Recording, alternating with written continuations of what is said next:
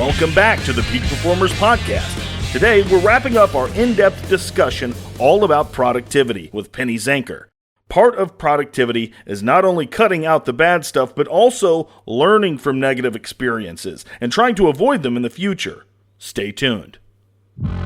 Welcome to this edition of Peak Performance Podcast with your host, Thor Conklin. Thor will be sharing the necessary tools, strategies, and psychology you'll need to become a peak performer in any area of your life or business. You know, what you say yes to and what you say no to really dictates or determines how successful you will be. How do you determine what to say no to? You know, my philosophy is if it's not on the critical path, then I say no. Now, I'm still struggling with that myself. We all do. We're human. Yeah, exactly. And I think that's important for everybody to appreciate that everything that we're talking about, we're all work in progress. We're always growing. So it's having, when you have clarity on what it is that you really want to accomplish, then you can evaluate and ask yourself, is this going to bring me forward in this goal? Is this a driver, and what's the opportunity cost? If I do this and I take out 1 week of my time to take on this new project or whatever it is that the person is committing to, what's the opportunity cost? Are you taking away from critical time with your family? Are you taking away from another project that could bring you, when you put that week into dedicating it to that other project that may have more worth towards your end goal? So it's really, you don't understand clearly what your end goal is and what you're trying to achieve and what you need to get there, then it makes it difficult to know what to say yes and no to. I call it, the many salespeople, for instance, they have what I call the spray and pray approach, right? They go after everything and they waste a lot of their time and energy because they're not clear on what their end goal is, who their target market is, and also who they want to qualify, right? To qualify people first and make sure that they are the right type of person for that particular product or service. And so that's what I think is it's first gaining real clarity on what it is that you want and what's going to get you there. Yeah, it's funny because clients will say, well, I'm spending time on Facebook building my brand. Is that productive? Is it not productive? I mean, we can get into a debate all day about that. Right. I know that you use block time to block off time for really important longer term projects, the important but not urgent yet. Exactly. Tell us a little bit about block time. Most people, I think, here are familiar. We've talked about it enough, unless you're just tuning into the show. But briefly explain block time, but really dive into some of the techniques on how to make it effective. Because, look, it's just a strategy, right? You can put it on your calendar, but if you don't follow through, then it doesn't matter. So some of the techniques of how to follow through and some of the techniques on how to make block time effective. Okay, that sounds good. I think one of the things I want to mention up front is if you have anything in your calendar that's a recurring meeting that you actually skip all the time, I suggest that you take it out of your calendar immediately, because all that does is create stress and reinforces that you're not doing what you say you're going to do. So I had somebody who that for him was the biggest aha in initial discussion that we had, because he's like, yeah, I've got this meeting that I set up for myself. And he's like, and I always cancel and I always feel bad. And so we want to make ourselves feel good about the things that we're doing and not create more self-sabotage types of things. So don't put anything in your calendar that you're not 100% committed to. So that means schedule less, right? Focus on just one important thing for right now. Don't try to schedule everything. Take the most important thing and schedule that. And then when you start to get some traction and success, then you can add another block. I find that one of the things that people do that holds them back is that they try to bite off too much at one time.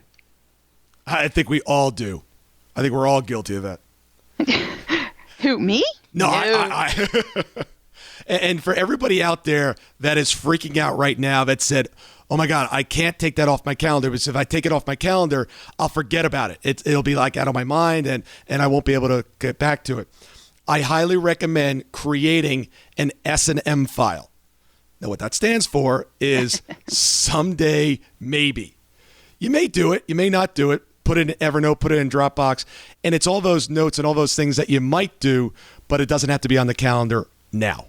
Absolutely. And what I like to do is I organize, I have with the projects that I'm working on, I have things for the future. And so I categorize them, right? By product, by project, and by different then further subsegments.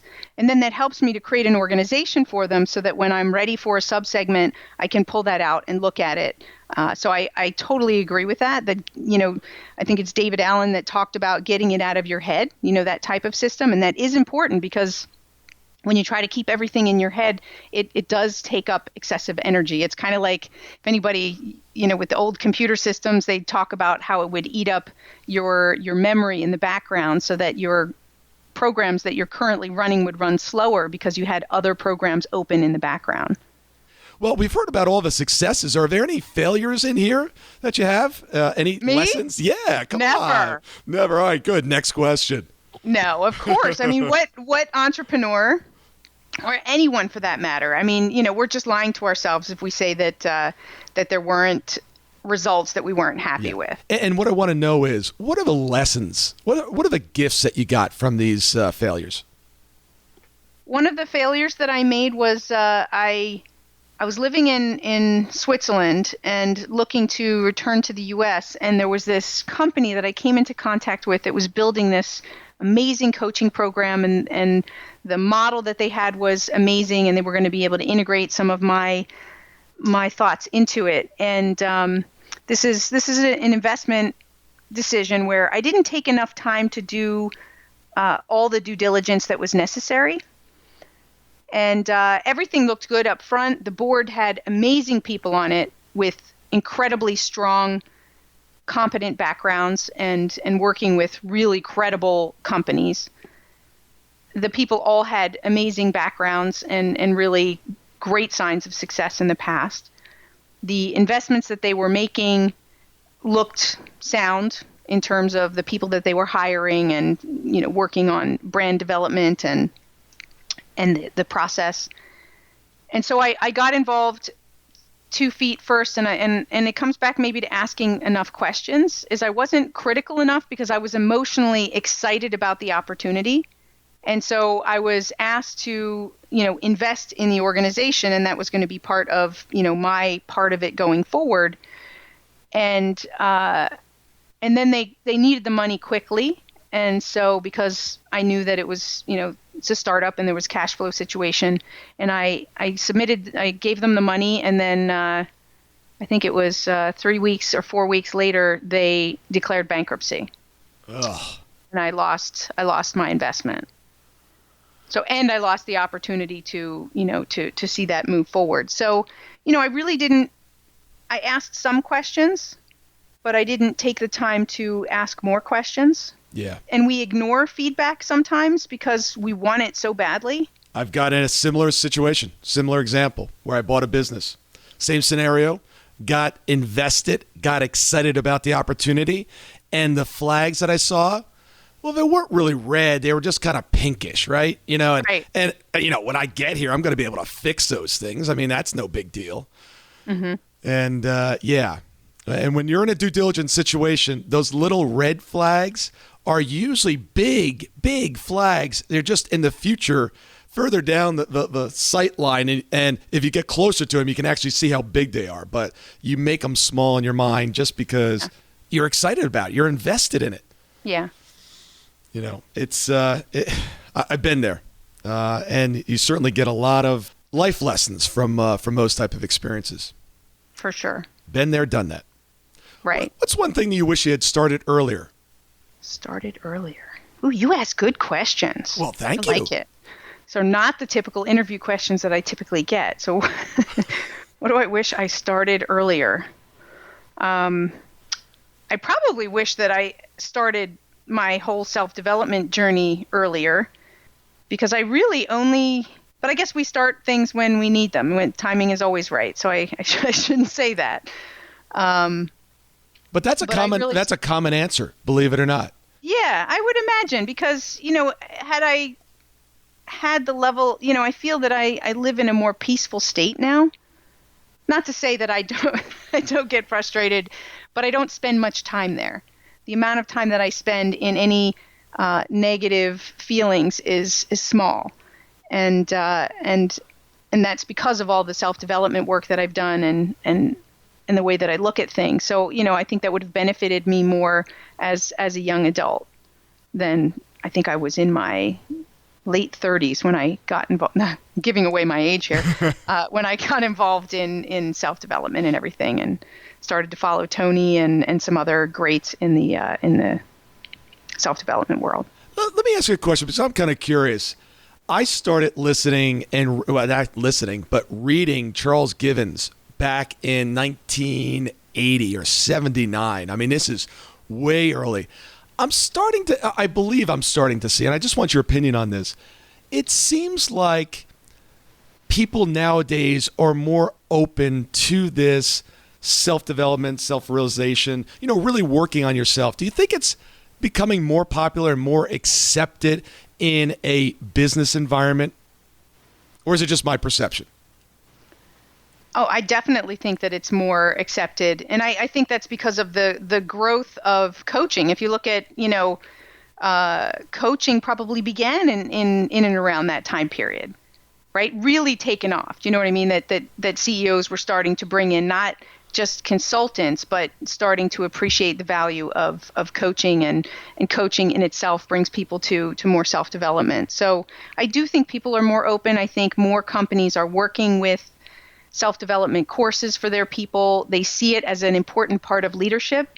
I think that's also that there's been, I would say before there was also a lot of leadership courses, but I think they've started to bring in more emotional intelligence into that leadership process. Yeah, that's what I'm seeing. As a matter of fact, the new course that I'm doing is all about that, is taking what I'm working, the concepts I'm working with the executives and bringing that down to the level of the teams, because they're saying, look, this is great that I'm raising my game, but I don't really have anything for my employees to raise their game. You can teach them how to be a great customer service person, right?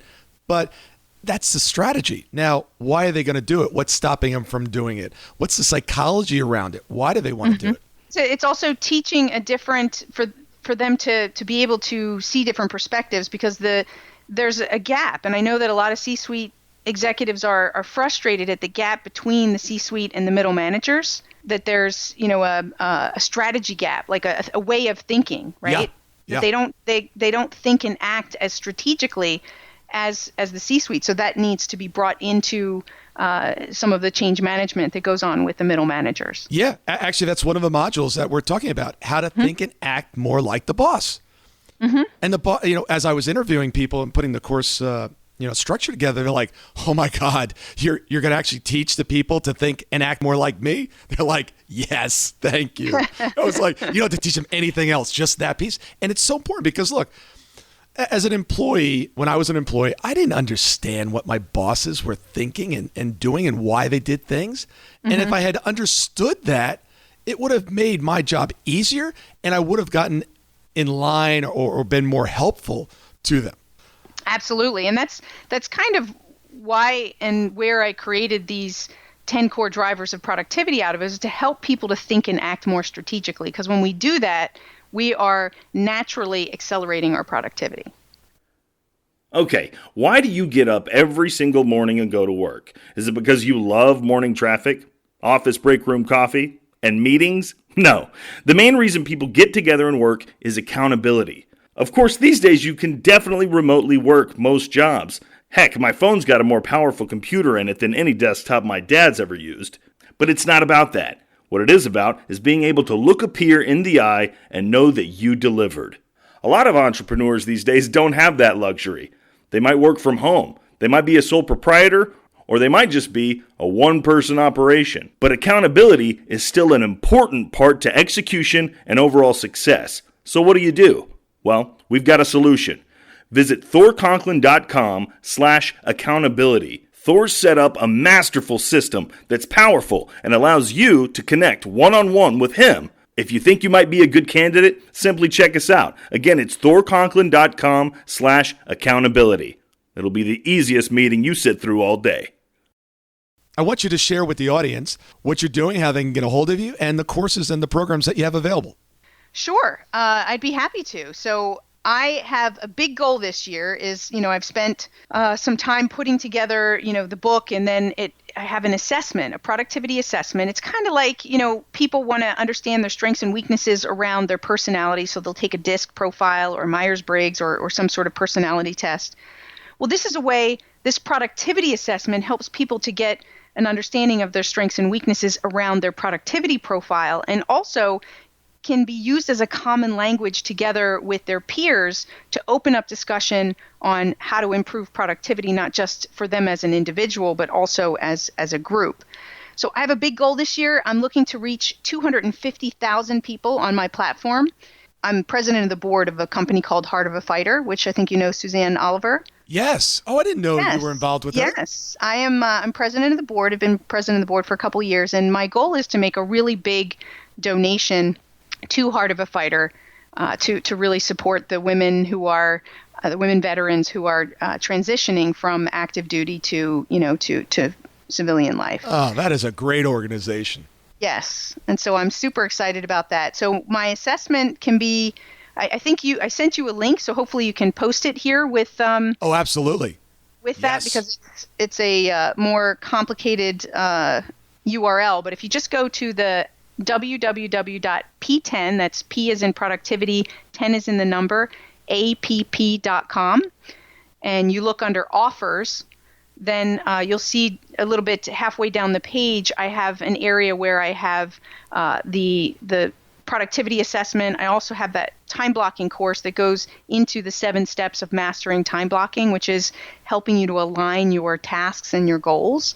So those are the 2 main things that I think for a lot of your listeners that they would be most interested in is those two programs. Awesome. And every single one of these links will be in there. There'll also be links to LinkedIn, Facebook, Twitter. You had probably 6 or 7 links, your main website. So everything that we're talking about here, simply check out the notes and you'll be able to quickly get the penny.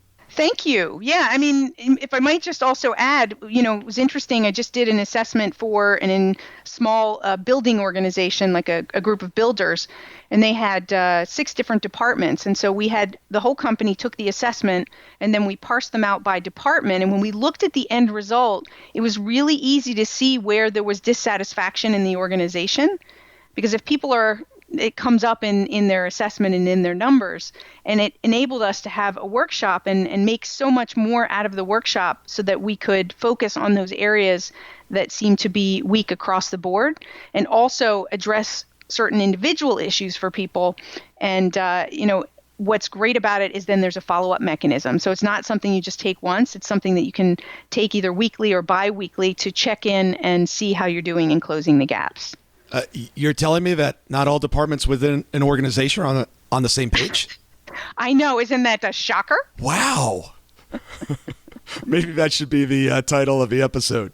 Did you know that it does? And all organizations are not on the same page. Some departments are actually thinking something else. Brilliant idea for a title.